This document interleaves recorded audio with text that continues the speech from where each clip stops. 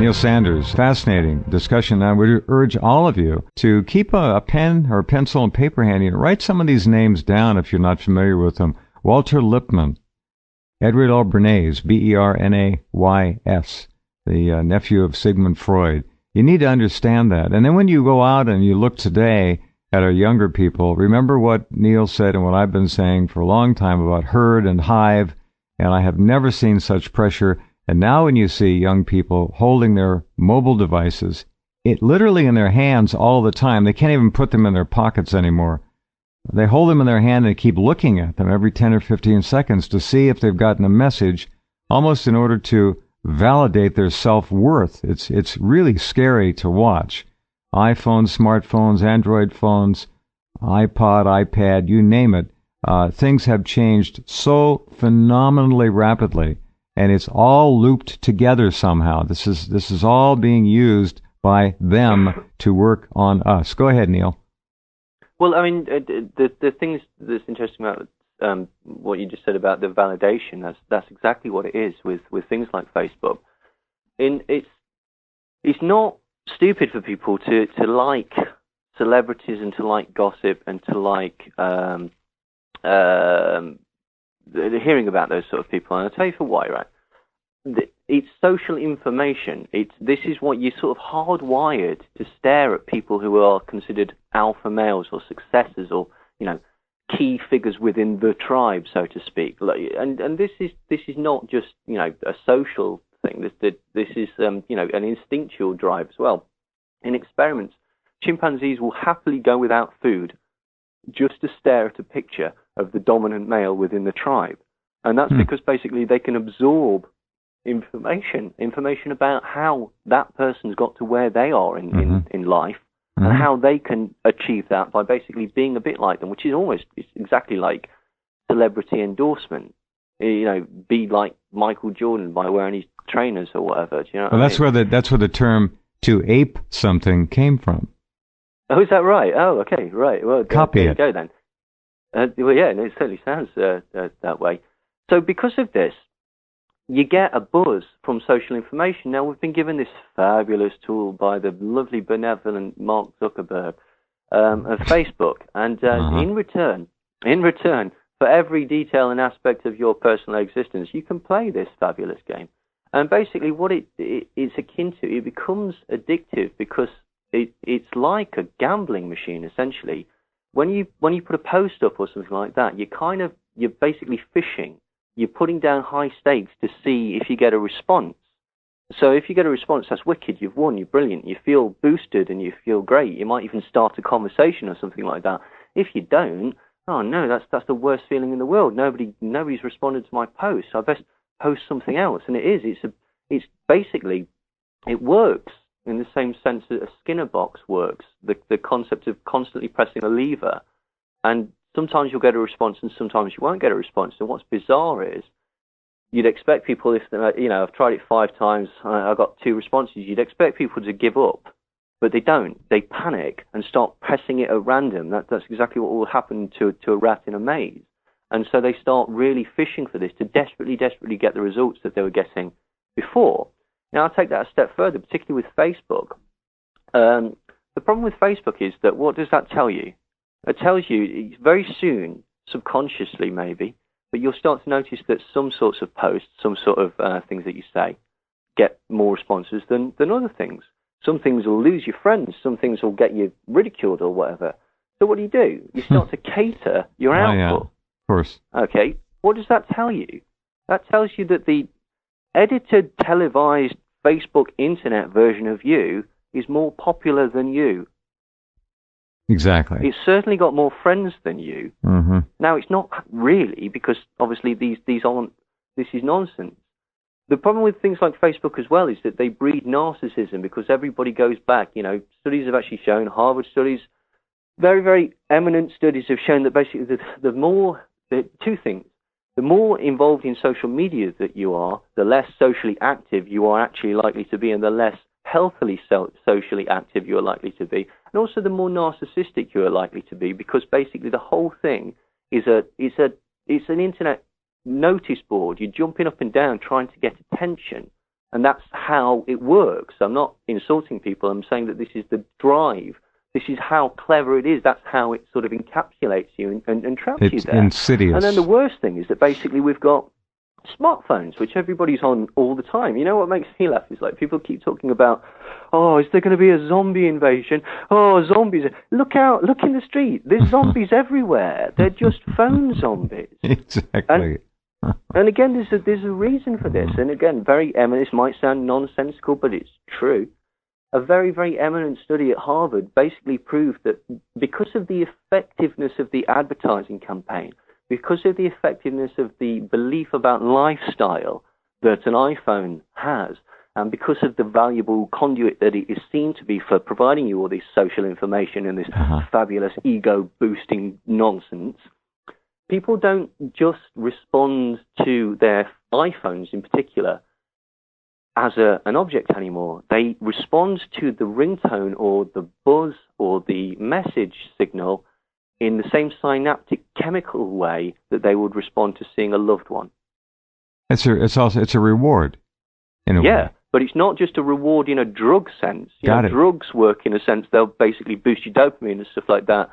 What has been proven is because of the connection that people feel to this, and basically they feel that this is a complete channel into their existence. My goodness. That they're actually falling in love with their phones, physically, chemically. Got it. Yeah. Got it. Crackers. This is, it's totally crackers. This is very frightening. In a way, when people become involved in social media, I am not. You create an ideal, desirable version of yourself to become acceptable and to get rewarded. Exactly. It's a drug. It's a drug. You're the monkey pulling the lever. You're pulling that lever until you figure out how to get that treat, how to get that reinforcement, how to get to that sense of self-worth that most people are deprived of, I think, with intent by the society, and they're actually driven into, in a herd format, this entire world of Facebook and social media. I remember about a year and a half ago, I heard a story out of LA that in most major cities this was going on, and it was teens, tweens, and preteens whose parents would buy them cell phones. Well, they'd have a group, or just a group, 10 or 12 of them perhaps, and at night, they were so connected, Neil, and so afraid of being unconnected to their peers, not their parents, not their family. They would go to sleep with their cell phones on, and they'd all dial into a group call. So they'd all be connected all night, and they'd doze off, or they'd wake up and they'd talk to each other, and then they'd go back to sleep. And these phones were all night radiating EMF into their brains. This is the big fad. Not good. Well, anyway. Weird. Yeah, totally weird. Go ahead.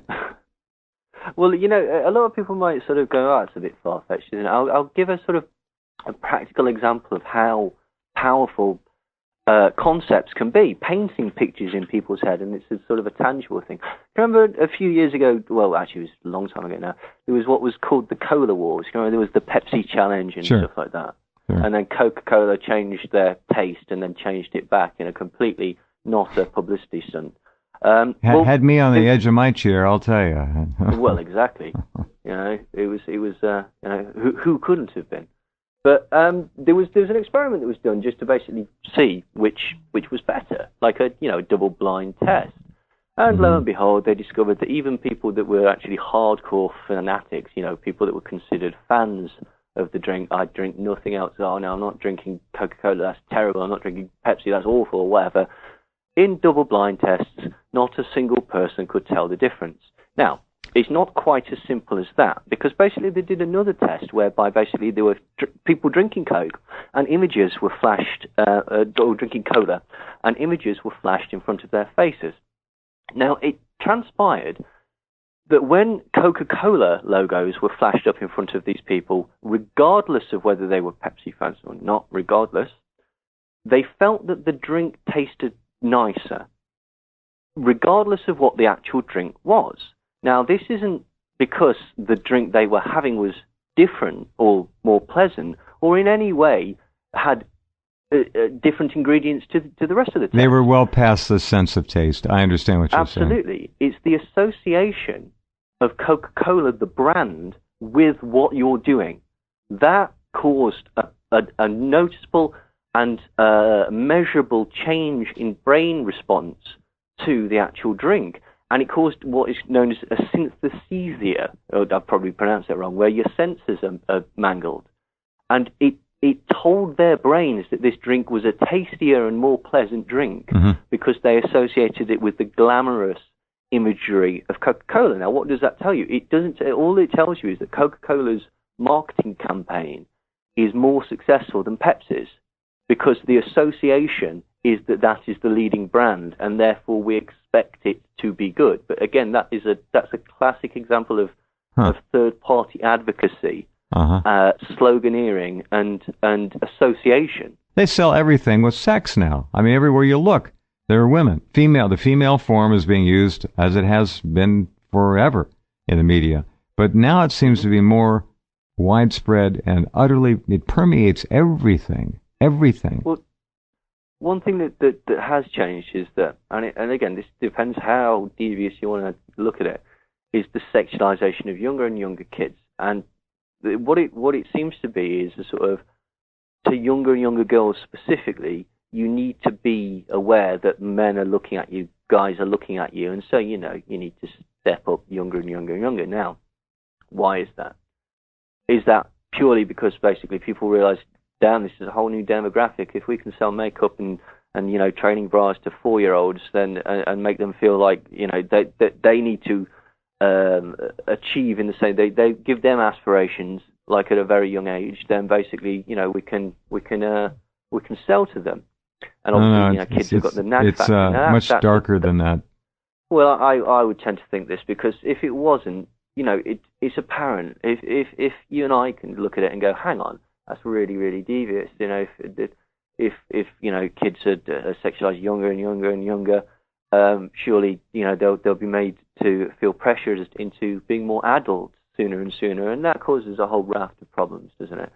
So if we're smart enough to notice that, hang on, this is perhaps not the best thing to do, then why is it allowed?